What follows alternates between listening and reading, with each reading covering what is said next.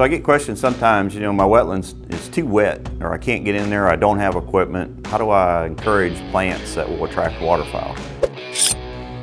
Well, something to keep in mind, ducks have been flying the flyways much longer than agriculture has been present on this continent. It's really a series of wetland plants that they depend on to this day that are, and often even across latitude and longitude, it's kind of the same group of plants. How do I figure this out? Where do I go to learn about these plants?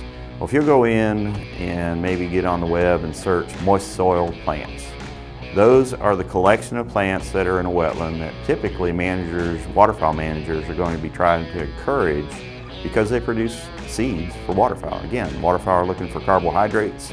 Seeds carry that starch load, that carbohydrate load. How do you encourage those in a wetland? Most of those plants are adapted to germinate as soon as the wetland dries.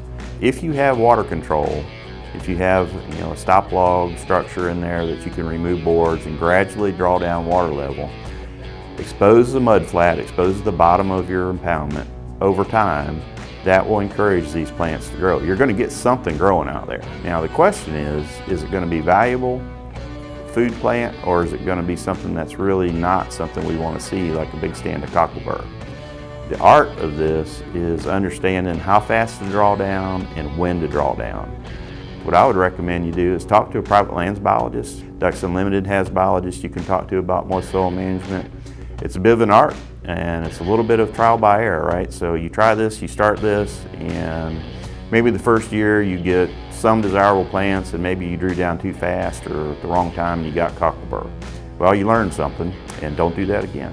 Year to year, keep yourself a written record of what you did and what you got.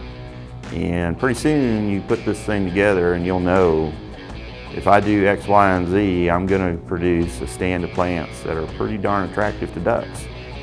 Those natural wetlands where you get those natural plants in there also get lots and lots of invertebrates that really make a great buffet for ducks, and they'll be attractive.